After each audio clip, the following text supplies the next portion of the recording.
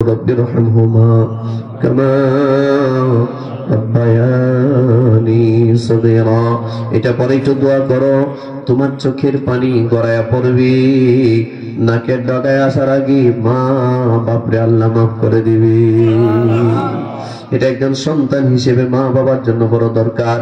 আর মা বাবা যাদের জীবিত আছে তারাও এই দোয়া করো মা বাবার হায়াত যেন আল্লাহ বাড়ায়া দেয়। তুমি তোমার মনের হৃদয়ের তৃপ্তি সহকারে যেন তুমি তোমার মা বাবার খেদমত করতে পারো। মনে রাখবা, যে মা বাবার খেদমত করার সৌভাগ্য পেয়ে যায় আল্লাহ তার হায়াত বাড়ায়া দেয়। যে মা বাবার খেদমত করার সুযোগ পেয়ে যায় আল্লাহ তার রিজিক বাড়িয়ে দেয়।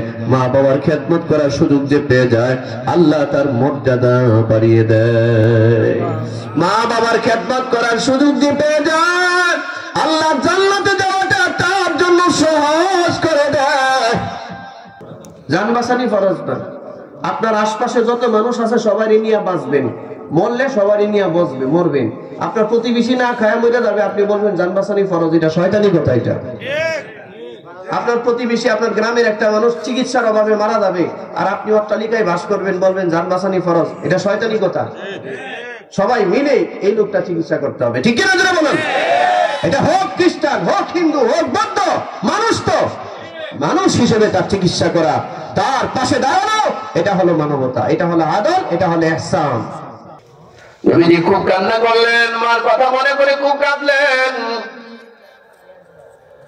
নিজের দুধ মার কথা মনে করে খুব কাঁদলেন। নিজের মার কথা মনে করে মাঝে মধ্যে নবীজি মার কবর জিয়ারত করতে যাইতেন। সূরা ইখলাস পড়ো, সূরা ফালাক পড়ো, সূরা নাস পড়ো, সূরা তাকাসুর পড়ো, দুরূদ শরীফ পড়ো, আল্লাহর কাছে দোয়া করো, রব্বির রহমহুমা কামা রব্বায়ানি সগীরা। এটা পরে একটু দোয়া করো, তোমার চোখের পানি গড়ায়া পড়বে, নাকের ডগায় আসার আগে মা বাপরে আল্লাহ মাফ করে দিবে। এটা একজন সন্তান হিসেবে মা বাবার জন্য বড় দরকার। আর মা বাবা যাদের জীবিত আছে তারাও এই দোয়া করো মা বাবার হায়াত যেন আল্লাহ বাড়ায়া দেয়। তুমি তোমার মনের হৃদয়ের তৃপ্তি সহকারে যেন তুমি তোমার মা বাবার খেদমত করতে পারো। মনে রাখবা, যে মা বাবার খেদমত করার সৌভাগ্য পেয়ে যায় আল্লাহ তার হায়াত বাড়ায়া দেয়। যে মা বাবার খেদমত করার সুযোগ পেয়ে যায় আল্লাহ তার রিজিক বাড়িয়ে দেয়। মা বাবার খেদমত করার সুযোগ যে পেয়ে যায় আল্লাহ তার মর্যাদা বাড়িয়ে দেয়। মা বাবার খেদমত করার সুযোগ যে পেয়ে যায় আল্লাহ জান্নাতে যাওয়াটা তার জন্য সহজ করে দেয়। সহজ। আমার প্রিয় ভাইরা, এই জন্য এগুলো খুব খেয়াল রাখতে হবে। মা যার জীবনে নাই, বাবা যার জীবনে নাই, তার জীবনের যে হাহাকার এটা তোমাদের বোঝানো যাবে না। যেদিন তুমি মা হারাবে, যেদিন তুমি তোমার বাবা হারাবে, সেদিন বুঝবে মা আর বাবা কি জিনিস। বোনকে বলতেছেন, আচ্ছা আপনি যেমনি হোক আমার বিরুদ্ধে যুদ্ধে চলে আসছেন, এখন আমাদের হাতে বন্দী, আপনি এখন আমার কাছে কি চান, আমি কি দিয়ে আপনাকে সাহায্য করতে পারি আমাকে একটু বলুন। এবার সায়ামা বলতেছি, ভাই আমার, আমি তো যুদ্ধ অপরাধী, আমি তোমার কাছে বন্দী হয়ে গেছি, তোমার সাহাবীদের কাছে, আমি একজন আসামি হিসেবে নিজের মুক্তি চাই, তুমি আমাকে মুক্ত করে দাও। আল্লাহ নবী বললেন, একটু অপেক্ষা করেন, আমি আমার সাহাবীদেরকে একটু জিজ্ঞাসা করে আপনাকে মুক্তির ব্যবস্থা করছি। সুবহানাল্লাহ। আপনাদের কি ধারণা, নবী যদি বলে দিতেন যান আপনি মুক্ত, সাহাবায়ে কেরাম কি নবীরে কি আটকাতেন নাকি, প্রশ্ন করতেন নাকি? কিন্তু আল্লাহর নবী বললেন, না না না না না, এটা যুদ্ধের ময়দান, আমার যদিও এই অথরিটি আছে, এই ক্ষমতা আছে আপনাকে ক্ষমা করে দেওয়ার, কিন্তু আমি এই ক্ষমাটা করতে পারি না, কারণ আমার সাথে এই যুদ্ধটা আমি একা করি নাই, আমার সাথে আরো 12,000 সাহাবী সবাই মিলে যুদ্ধ করেছি, ক্ষমা করতে হলে সবার পারমিশন লাগবে।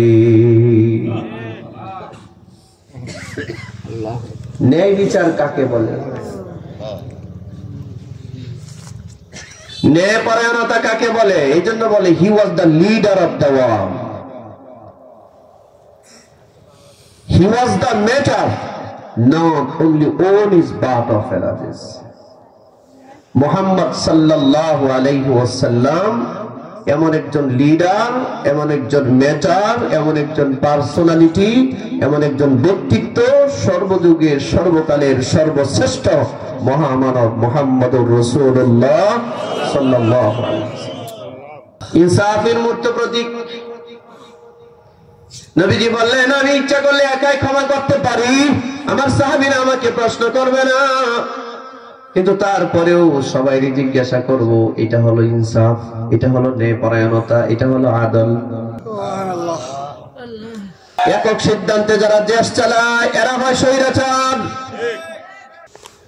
আল্লাহর নবী একক সিদ্ধান্তে যদি নিজের বোনকে মাফ করে দিতেন, কোন সাহাবী প্রশ্ন করতেন? আল্লাহর নবী এটা করলেন না। নবীজি বললেন, আপনি একটু অপেক্ষা করুন, আমি আমার সাহাবীদেরকে বলি আপনার মুক্তির ব্যবস্থা করছি। সুবহানাল্লাহ। আপনি যদি আমার বাড়িতে থাকতেন আর একা একা আমার কাছে ক্ষমা চাইতেন, আমি একা ক্ষমা করে দিতাম, সমস্যা ছিল না। কিন্তু এটা যুদ্ধের ময়দান, এটা সিস্টেম আছে। সুবহানাল্লাহ, সুবহানাল্লাহ। এটাকে বলে আদল, এটাকে বলে ন্যায় বিচার।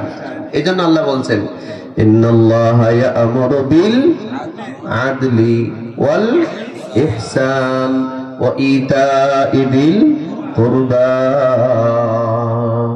এক নম্বরে আল্লাহ বলেন, আমি আদেশ করছি ন্যায় বিচারের, আদলের, ন্যায়পরায়ণতার। এটাকে বলে ন্যায়পরায়ণতা। আল্লাহর নবী সাহাবীদেরকে জিজ্ঞাসা করলেন, ও সাহাবীরা, ইনি আমার বোন, দুধ বোন। ছোটবেলায় তাদের বাড়িতে আমি 4 বছর ছিলাম। আমার বোন আমারে অনেক আদর স্নেহ করেছে, মায়া মমতা করেছে। আমার বোনের অনেক ইহসান আছে আমার উপরে। আমার বোন বুঝে হোক না বুঝে হোক আমাদের বিরুদ্ধে যুদ্ধে চলে আসছে, এখন আমাদের হাতে বন্দী হয়েছে। আমার বোন আমাদের কাছে এখন মুক্তি চায়, তোমরা কি বলো? সাহাবায়ে কেরাম নবীর চোখের পানি দেখে চিৎকার করে কাঁদতেছেন আর বলতেছেন, নবীজি, আপনাদের ভাই বোনের কান্না দেখে আমরা নিয়ন্ত্রণ হারিয়ে ফেলেছি। ইয়া রাসূলুল্লাহ, ফিদাকা আবি ওয়া উম্মি ইয়া রাসূলুল্লাহ, আপনার জন্য আমাদের মা বাবা কুরবান হোক। ওগো আল্লাহর নবী, আপনি আপনার বোনকে maaf করে দিবেন, আমাদের কোনো প্রশ্ন নাই, ক্ষমা করে দেন। সুবহানাল্লাহ। আল্লাহ রাসূল তার বোনকে maaf করে দিলেন, বিদায় দিয়ে দিলেন। কিছুক্ষণ গেলেন, আবার কিছুক্ষণ গিয়া হযরতে সায়মা ফেরত আসছেন। খুব খেয়াল করেন, আর 2-4 মিনিট সময় দিতে পারবেন না ইনশাআল্লাহ? কিছুক্ষণ গিয়া আবারও তিনি ফেরত আসছেন। ফেরত এসে রাসূলকে বলে, মুহাম্মদ, আমি তো যাব না। কেন যাবেন না?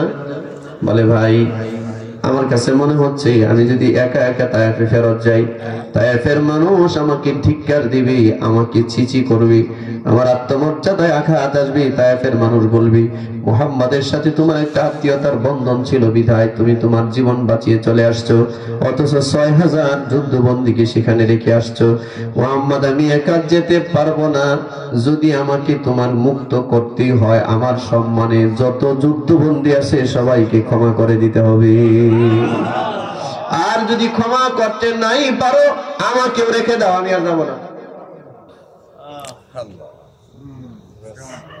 আচ্ছা, এই কথাটা যদি আপনার বোন আপনাকে বলতো, আপনারা কি বলতেন আমি জানি না, আমি বলতাম নিজের জান বাঁচান। হ্যাঁ, বাংলাদেশে একটা ফতোয়া তো আছে, জান বাঁচানো ফরজ। এটা কুফরি ফতোয়া, এটা শয়তানি কথা। জান বাঁচানি ফরজ না, জান বাঁচানি ফরজ না। আপনার আশপাশে যত মানুষ আছে সবারই নিয়ে বাঁচবেন, মরলে সবারই নিয়ে বসবে, মরবেন। আপনার প্রতিবেশী না খায়া মরে যাবে, আপনি বলবেন জান বাঁচানি ফরজ, এটা শয়তানি কথা। এটা আপনার প্রতিবেশী, আপনার গ্রামের একটা মানুষ চিকিৎসার অভাবে মারা যাবে, আর আপনি অট্টালিকায় বাস করবেন, বলবেন জান বাঁচানি ফরজ, এটা শয়তানি কথা। সবাই মিলে এই লোকটা চিকিৎসা করতে হবে, ঠিক কিনা যারা বলেন? এটা হোক খ্রিস্টান, হোক হিন্দু, হোক বৌদ্ধ, মানুষ তো মানুষ হিসেবে তার চিকিৎসা করা, তার পাশে দাঁড়ানো, এটা হলো মানবতা, এটা হলো আদল, এটা হলো ইহসান।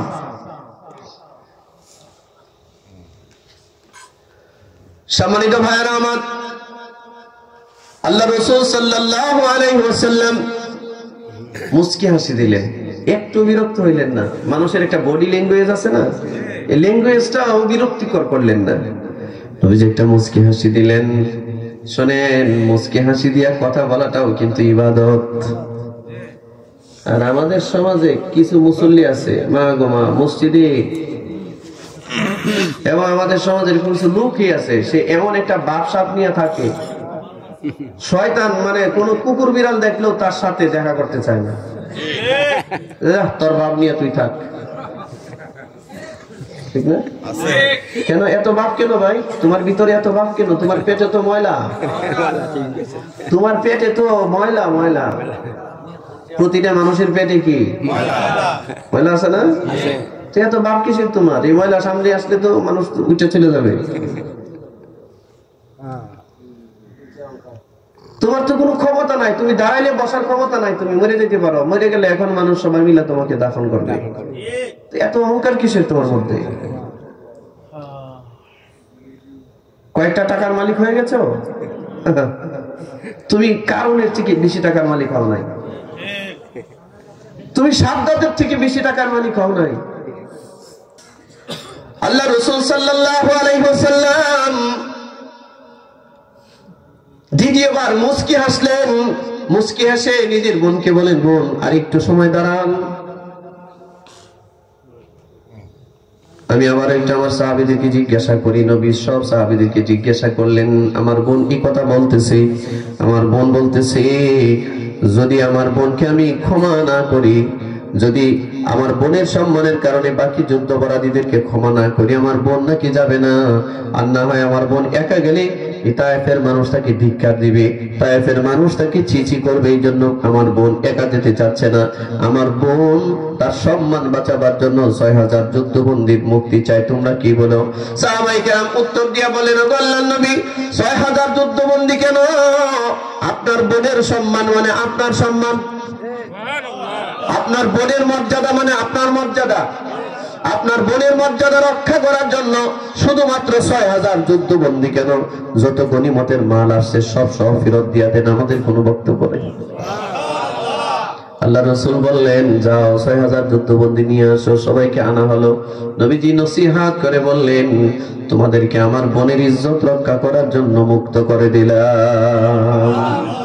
এবার আল্লাহর নবী নিজের তাঁবুতে গেলেন, ঘরে গেলেন, ঘরে তাঁবুতে গিয়ে তার কাছে যা দিনার ছিল, দিরহাম ছিল, এই দিরহাম আর দিনার হাতে নিলেন, কিছু খাবার নিলেন, যা যা নবীজির কাছে ছিল এইটা নিয়ে আল্লাহর নবী তার বোন হযরতে সাহেবার কাছে গেলেন। দুইজন সাহাবীকে ডাকলেন, ডেকে বললেন, দুইটা শক্তিশালী উট নিয়ে আসো। উট আনা হলো। আল্লাহর নবী নিজের হাত ধরে নিজের বোনকে উটের উপরে বসায় দিয়েছেন। সাহাবীদেরকে বলেন, শোনো, আমার বোনকে নিরাপত্তা দিয়া ইজ্জতের সহিত একেবারে তায়েফের সাদ গোত্রে পৌঁছায় দিবা, আমার বোনের জন্য কোনো ক্ষতি সাধিত না হয়।